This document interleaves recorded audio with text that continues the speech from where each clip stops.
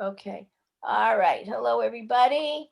I'm going to Hi. review what we had done before, just quickly, so you know where we're coming from. The last time we met, we discussed the after effects of World War One, and mainly about communism, the development of communist Russia, and how Russia pulled out of the war, and how the communists, there were very many Jews in the leadership of the Communist Party, mainly because the Czar was so horrible to the Jews, and most Jews were anti Czar. So the there were many Jews who wanted this new idea of communism. In fact, Israel, the kibbutzim, were basically communist ideals. They had the ideals of communism, but not what communism actually became. In fact, I don't know if you remember, but the leader of the opposition party against Lenin, Martov, was a Jew, and his party, they wanted a revolution.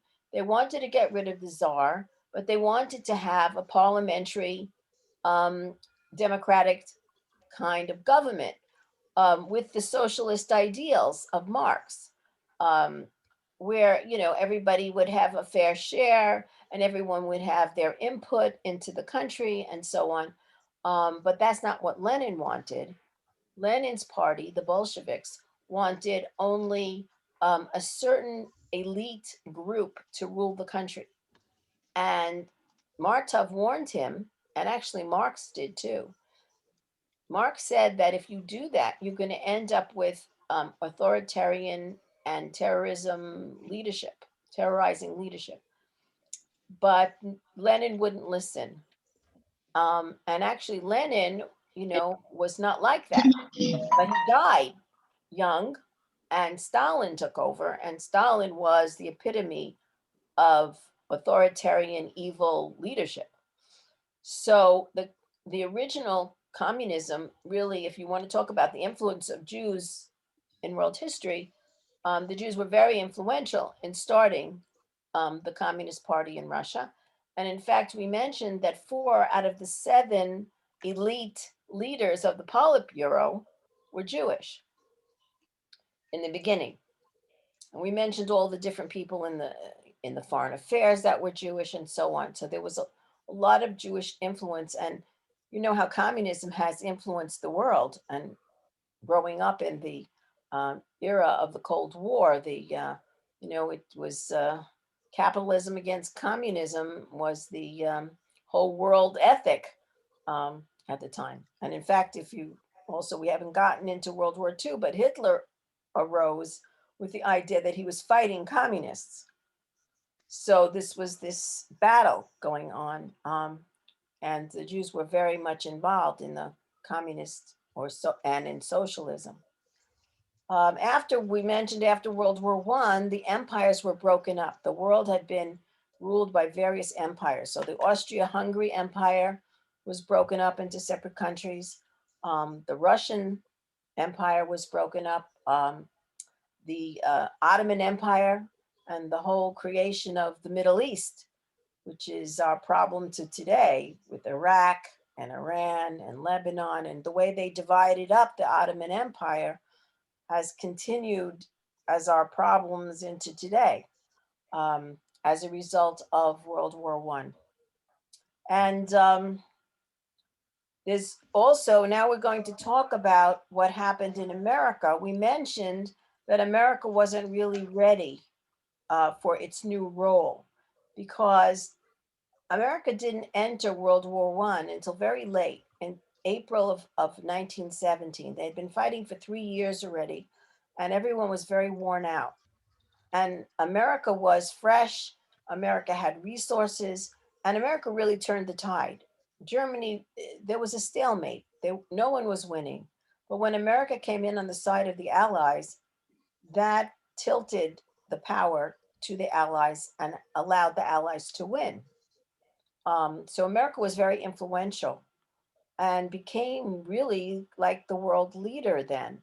and they hadn't been that kind of didn't have that role. They wanted to be isolationist from the beginning. President Washington warned in his speech that he gave when he left office not to get involved in embroiled in European politics and wars. And there was a very strong feeling in the United States not to get involved, and they were very disillusioned. They went to war saying a war to end all wars, and it didn't end wars, and it created more turmoil. And Americans really wanted nothing to do with the world. They wanted to just be isolationists. They didn't want to have their role, but they had to because they were the most powerful country at the time. And with them withdrawing, closing their markets, and so on, it really hurt the world. So it was a, a very major step that the United States did, and very important in the history of what was going to happen in the world. Um, I think you know that the United States didn't sign, never became a member of the League of Nations, and never signed the Treaty of Versailles that ended World War One. And they didn't sign the treaty because the treaty said that they had to create a League of Nations. And the United States did not want to join a League of Nations because that would mean it would have to get involved in conflicts like the UN today sends UN troops to various places. And the United States was not going to send troops, was not going to be involved in the wars anymore. They wanted to have nothing to do with the battles. World War One was a very dirty war. They had chemical warfare. It was very brutal, and America didn't want to be involved in that again. So they didn't sign it. And because they had withdrawn and didn't support the League of Nations really didn't have much power because the other countries had been so weakened as a result of the war that there was really no way they could take on the role. And the United States was not going to become the world's policeman and didn't want to be involved in this. Sounds a little familiar, doesn't it? This situation happens on and on and on now in world affairs. Anyway, so one of the interesting things was that one of the first resolutions passed by the League of Nations was for the creation of a Jewish state in Palestine. Uh, they broke up the Ottoman Empire, and the League of Nations had given the Palestinian area to the British, and there was a resolution passed that all of the land between the Jordan River and the Mediterranean was to be a Jewish state. All of that land. Of course, that never happened. And England just unilaterally created the country of Transjordan on the other side, the east side of the Jordan River, to gain favor with the Hashemite dynasty that were direct descendants of Muhammad. And they thought if they gave them that area of land, that they would be able to get oil from Saudi Arabia and keep the Arabs happy. Um, that really, they were not tasked to do that. And according to the rules of the UN, when the UN was founded, any resolution passed by the League of Nations had validity for the UN. So that really means that even without voting for the creation of a Jewish state, they had to live up to their resolution. So technically, all the Arabs on the west side of the Jordan River were supposed to be in a Jewish state.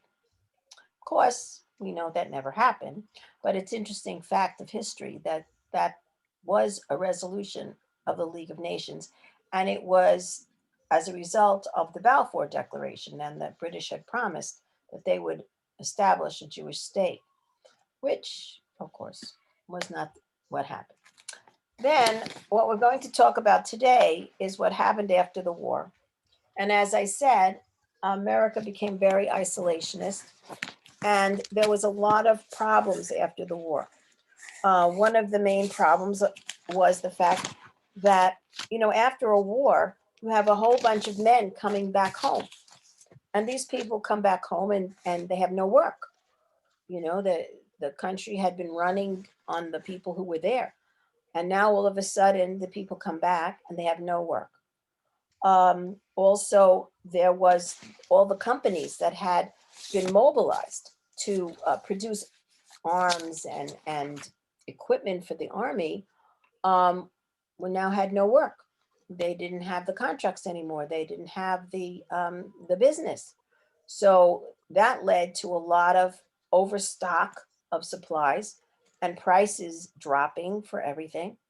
Now that prices were dropping for everything, so nobody could even afford to buy these things because they had no income, and the companies couldn't make up their money, and the banks didn't in that time.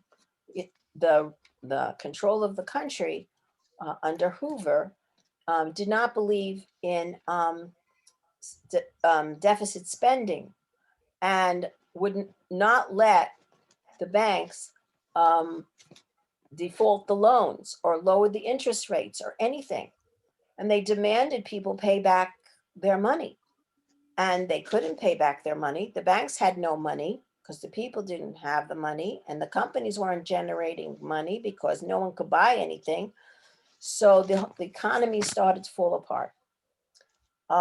America was on the gold standard, which meant that the the banks could not issue, the United States could not issue money unless 40% of it was backed by gold.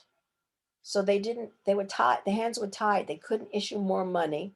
They couldn't put money into the economy so that people could borrow. And the economy started to fall apart. Um, and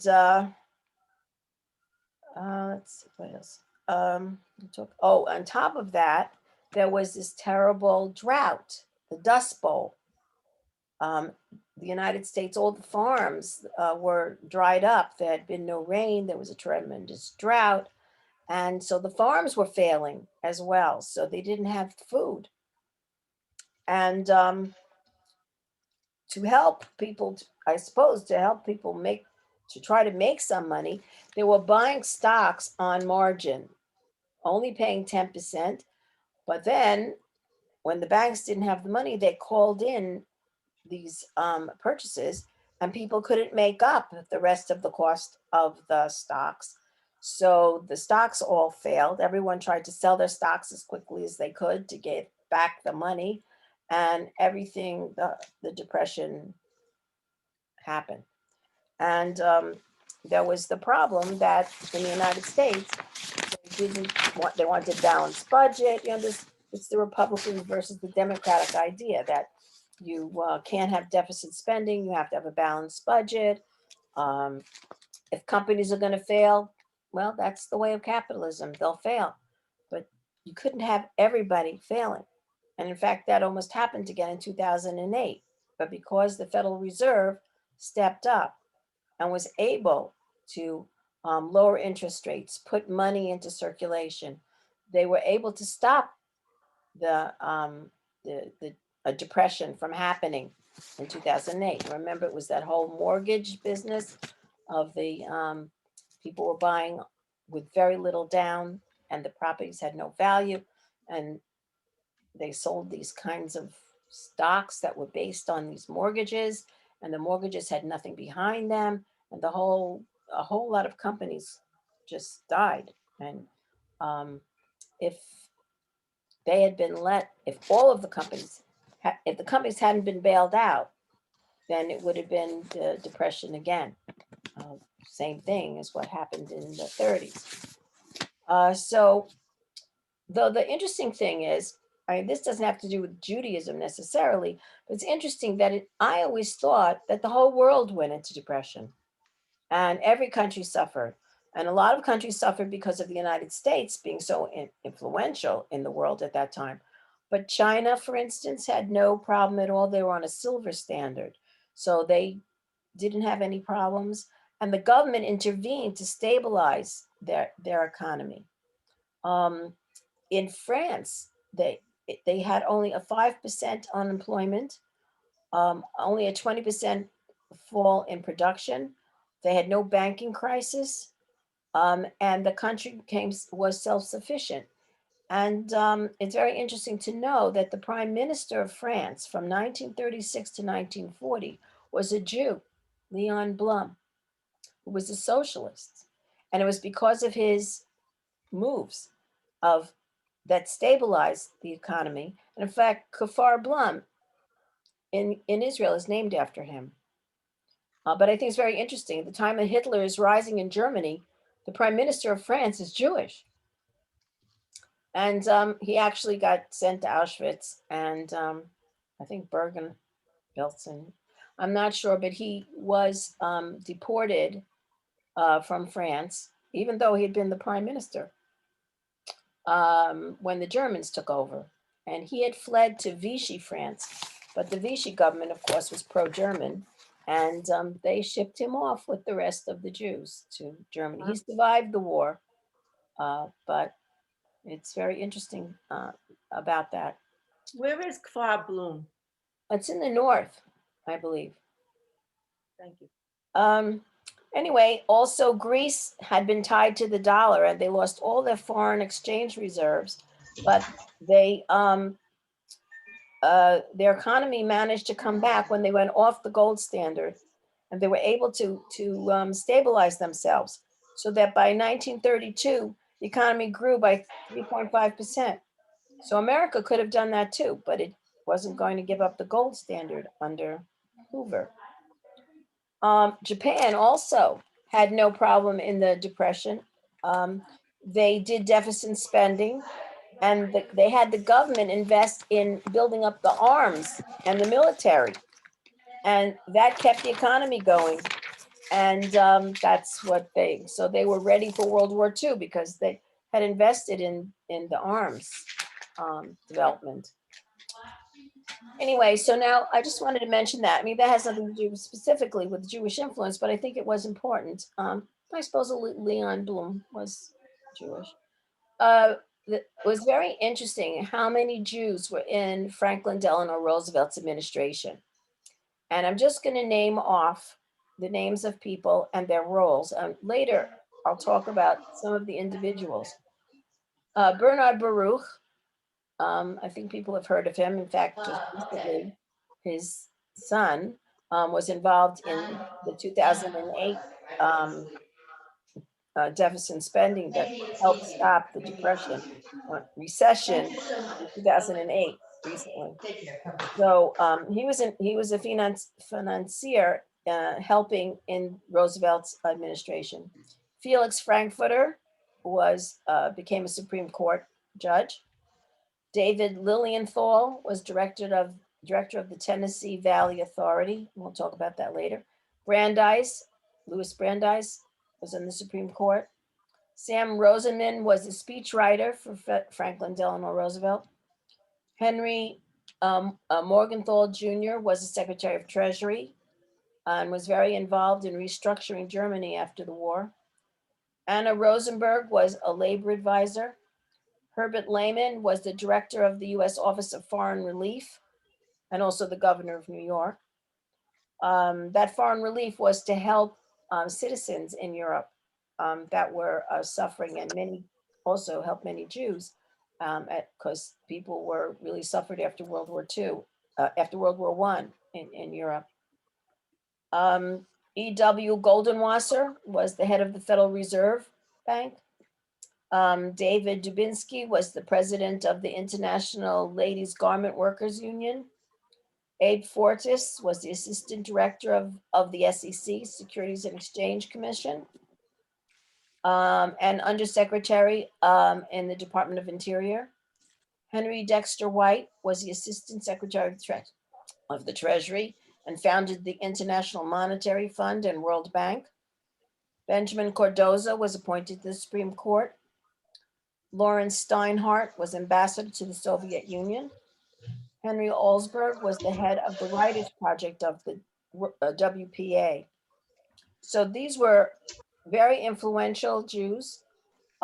Most of them were from the German Jewish immigration of the 1860s through 1880s, that period of time.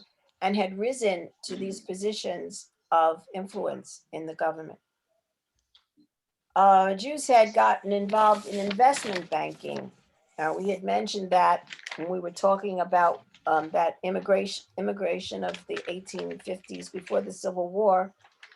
So I'm going to mention some of those Jews that were very influential in the investment banking business. Joseph Seligman came to America in 1837, and he started, as most Jews did, in the clothing business. They would be, involved in the production of clothes, and they would be peddlers who would go out into the countryside and sell their wares.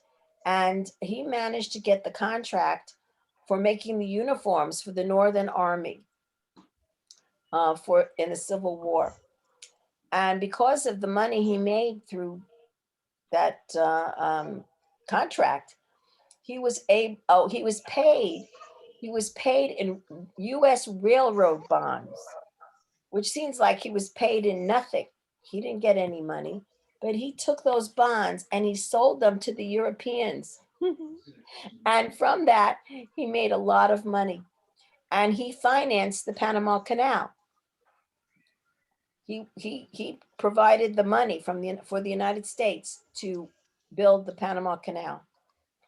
He funded the steel industry. He underwrote General Motors so that it could start as a company. He gave them the funding for it as investment, banking. Didn't give away the money, but he invested his money in these different enterprises, which later became major things, and he got a lot of money from that. He was also involved in funding the public utilities in New York, all the new public utility companies, like electricity was a new thing. And he was involved in helping fund the production of electricity. Then there are the Lehman brothers. They actually came in 1844 to Montgomery, Alabama. Now, this is before the Civil War. And they were in the dry good business, another one of the businesses that the Jews ran in many places around the country. And he was paid by the farmers in cotton. So again, you think, oh, good, right. He's not getting money, he's getting cotton. So he took the cotton and he went to New York and he started commodities trading in cotton in New York. And he then got involved in the stock market and investing from the money he made by selling the cotton in the new commodities markets in New York. Then Marcus Goldman of Goldman and Sachs, people have heard of that company. He came in 1869 and his son-in-law was Sachs. So Goldman and Sachs was the father-in-law and son-in-law who started the business. That one. And he pioneered the use of commercial paper for entrepreneurs. It was a way of them to get short-term loans that they could then pay back. Like if they needed money to pay their payroll that month, they were just short. He would sort of float them a temporary loan, created something called commercial paper that became very, very useful in helping companies to stay afloat.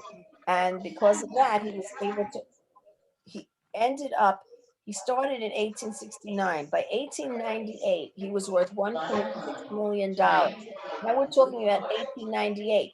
$1.6 million was probably like $1 billion today. He had played his investments to have that much money. So now that he had that much money, he underwrote Woolworths, the May department stores, Gimbel's, Macy's, Studebaker, Goodrich, Sears, RCA, and Digital Equipment Company. If you know those companies. And Sears, which I never knew my whole life, I thought Sears was a very goyish company. Sears was started by Julius Rosenwald. All of these companies like Macy's and the May department stores, those were all Jews who had started in the clothing business, and he underwrote them, and they became very profitable. And so he made a lot of money. Then there were two brother-in-laws, Solomon Loeb and Abraham Kahn, and they started they were merchants in textiles. And in 1867, they started investing in railroads from their money they made from the textile business. They also underwrote Western Union and Westinghouse Company. So, you know how these companies eventually grew.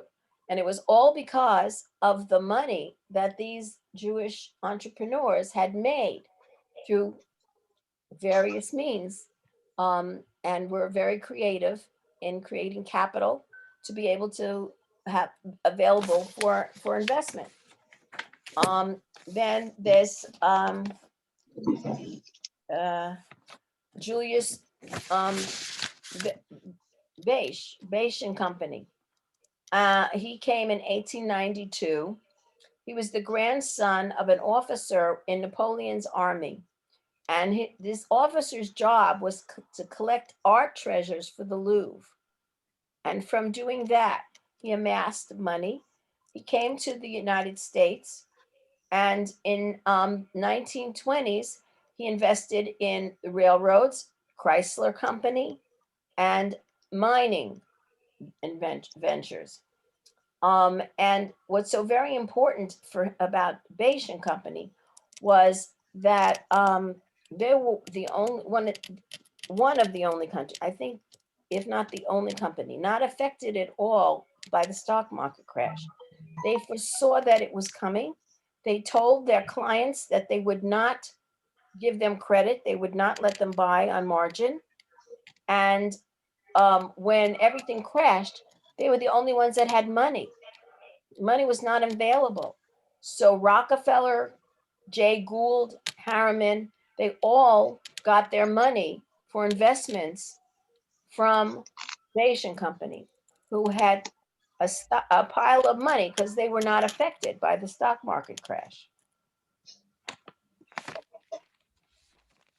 Then there's, Can I say something?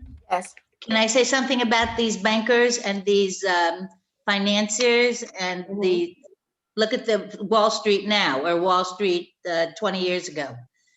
Even though they were so wealthy, so successful, they were not allowed to live where the Goyim lived, the wealthy Gentiles. In fact, they started a community called Deal, New Jersey, and now that's where the wealthy Syrians live. was always the story that the Jews weren't allowed in the country club, so they made their own country club. That's Right. what usually happened. Right. But these people were financing them as the Jews financed the Civil War, et cetera, et cetera, et cetera. Okay, Right. that's all. Yeah, they were financing the development of the United States. All these major companies were financed by these Jewish entrepreneurs who came with nothing. They were peddlers. They kept their money. They realized the value of things, and turn lemons into lemonade, basically. Jacob Schiff came in 1865, and he started to work in the firm of Loeb and Kahn. And This is he married. American history. He became the son-in-law of Loeb, and they brought him into the business. And he was very, very good at the company. And so he had them get involved in the B&O Railroad, American Smelting. He was the director of the Equitable Life National City Bank, Wells Fargo. And this was a very important thing, I thought, that in 1905, Japan and Russia went to war. And Jacob Schiff wanted to get back at the Tsar. So he financed Japan against Russia. And it was because of him that Japan won against Russia. And so he was able to get even with the Tsar for the treatment of the Jewish people in Russia. He was very philanthropic. He gave $1 million uh, to back to Barnard University. He supported the Red Cross, the Tuskegee Institute, which you know is a Black institute, um, and he started the Henry Street Settlement, which helped new immigrants when they came to New York, new Jewish immigrants when they came to New York. His granddaughter, Dorothy Schiff, was the publisher of the New York Post. His son, Mortimer, was a big supporter of the Boy Scouts and really supported the Boy Scouts. Mortimer's son, John, married the granddaughter of the wealthiest, most powerful commercial banker at the time, George Fisher Baker. And his two sons, were one of the two sons, David, was the founder of the Wildlife Conservation Society, and David's son married Al Gore's daughter. So you It's see, nothing to brag about. this is the influence, is what I'm trying to say. I know, I know. People. And it was very often that one of them married the other. We'll get to that. Like they were all related. One was the son-in-law, one was the grandson of all these different banking companies. They married into each other. Then Bernard Bernanke, I really love. Bernard Baruch. I really love his story because the Bernard Baruch's family, his father came to South Carolina in 1870. Okay. No, wait. His grandfather was living in South Carolina, and Bernard Baruch, was born in 1870. But his father was the physician to Robert E. Lee in the Civil War. Wow. And his mother came from a Sephardic family who had come to the United States in 1690s. This is Bernard Baruch. Bernard Baruch. Anyway, so he went he went up north after the war, and he went to City College, and he bought a seat on the stock exchange. From the money that he earned working for another investment firm, he paid $18,000 to buy a seat in the stock exchange, which is worth about $500,000 today. That's how much money he had made from being a worker in one of the investment companies. And he speculated in the sugar market. In 1903, he created his own brokerage firm. Since they were involved in the Civil War, for the South, his father was actually even not just a physician, but an advisor to Robert E. Lee. He endowed the Daughters of the Confederacy, of which his mother was a member, the Daughters of the Confederacy.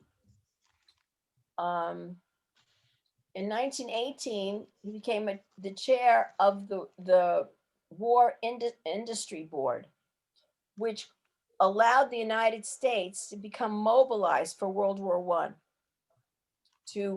He created a consortium of the various different companies and had them retool and organize them to produce the armaments to support the war effort. And he did an amazing job. And America was able to mobilize itself very quickly to enter World War I. He was against the reparations, and he was to Germany, and he was for the League of Nations. He was also tapped to be involved for the war mobilization in World War II. And Hitler, when the United States entered the war, Hitler didn't think that the United States could do much because it would take them time to become mobilized. But because of Bernard Baruch, they mobilized in a record time, and it really meant the defeat for Hitler because he didn't realize America could get involved so quickly. He also anticipated the 1929 crash and had been selling his stocks all along beforehand so as not to be hurt by, and was not hurt by the fall of the stock market. So I think he really has an incredible American history and involvement and achievements, um, for the American story, so to speak, really. And Okay. that's why there's a Baruch College. Yes, also for that reason. Yes, he also funded all these different things. There's also a Cardozo School of Law at YU. It's all from, No, that's New York. No, it's Yeshiva University. Cardozo's part of Yeshiva yeah, that's what I University. said, Yeshiva University. Ah, okay. I heard NYU. Okay, sorry. Did I say NYU? I meant to say Yeshiva. No, If I did. okay. Okay, then there's the Warburg family, which is very interesting too. The Warburgs were bankers in Europe already. And they actually were originally from Venice, and they settled in Warburg, Germany. And there were two sons, Felix and Paul, that immigrated to the United States. Felix married Frieda Schiff, who was Jacob Schiff's daughter, and Paul married Nina Loeb, who was Solomon Loeb's daughter from Loeb and Kahn. I don't know, did I mention? I forgot. I don't know if I mentioned. Yeah, I did. I mentioned them. Anyway, so you see, they came to America and they got right in to the Jewish banking situation. They're the ones who started the Federal Reserve System. They said that America needed some sort of protection for the banks, and that was supposed to protect the banks. It was the place to borrow from for last resort if banks couldn't meet their obligations. One bank would normally lend to another bank, but sometimes banks wouldn't allow to lend to each other. So the Federal Reserve was supposed to be the place of last resort. So they really believed in centralized banking. When Paul Warburg died, before he died, was chair of the Manhattan Company, director of the Bank of Manhattan Trust, the director of the Farmers Loan and Trust Company, the director of the First National Bank of Boston, director of the Baltimore and Ohio Railroad and the Union Pacific Railroad, the Los Angeles and Salt Lake Railroad, Western Union, AIG Chemical Company, AGFA Ansco Corporation, and Warburg Company of Amsterdam. So you see, he was quite successful. Now, James Paul Warburg, who was his son, was an advisor to FDR. He was the chair of the Manhattan Company, the Bank of Manhattan, and he left office in 1934. He left the administration because he was opposed to the fact that Roosevelt would not help in the war, non-intervention. He was a Navy flying, he was in the Navy Flying Corps, and he was a graduate of Harvard.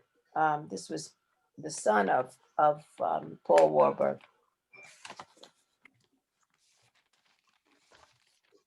Let's see. Okay, I have two more of the people who were so involved in the United States in the 30s, before World War II. David Lilienthal. He was an attorney. His father sold dry goods, had come from Hungary. They lived in Indiana. Okay, and he became an attorney. And he won, in 1918, he won the state oratory contest.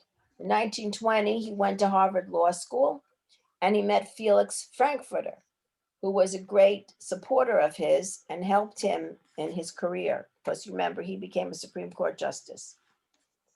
Okay. He argued in the Supreme Court for railroad workers' rights and was able to grant them he won the case in the Supreme Court.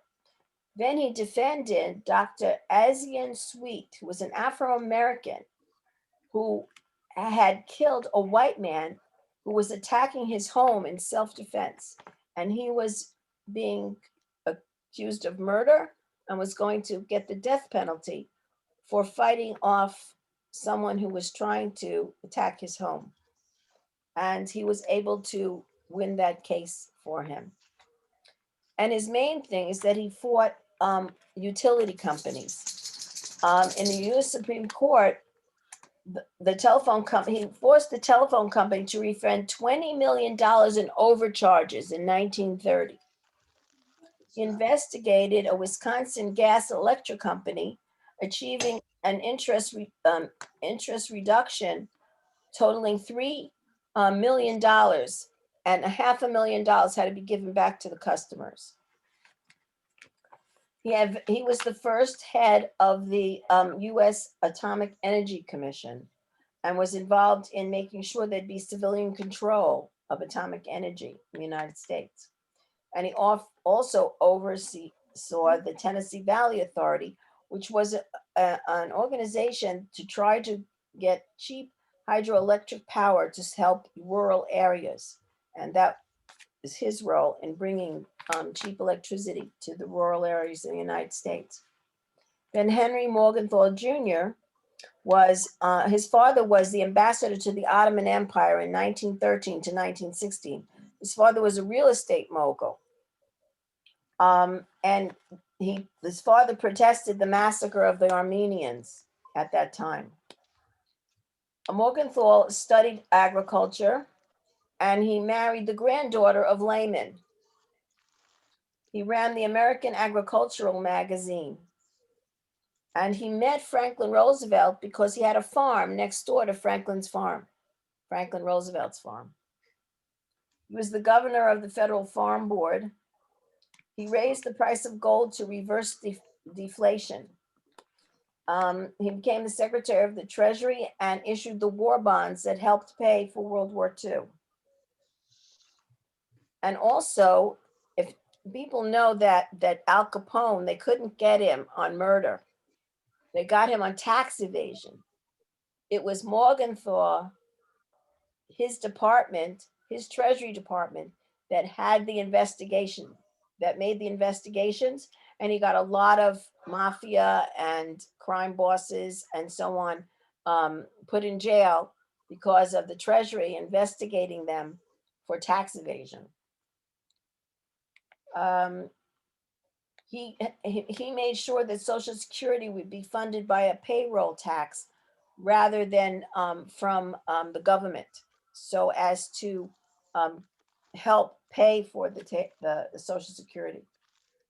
And the most important thing, I think, is the War Refugee Board. You know, you're asking I'm sure you're thinking, with all the influence that the Jews had, how come they couldn't help the Jews in Europe? How couldn't get Roosevelt to bomb the railroad tracks or those kind of things? Well, the State Department was very anti-Semitic, and Breckinridge Long, who was the head of the State Department, was blocking things all the time. And finally, Morgenthau was able to get President Roosevelt to create something called the War Refugee Board in 1944. And it was that board that funded Wallenberg. And it was because they estimate that 200,000 Jews were saved because of the funding through the War Refugee Board.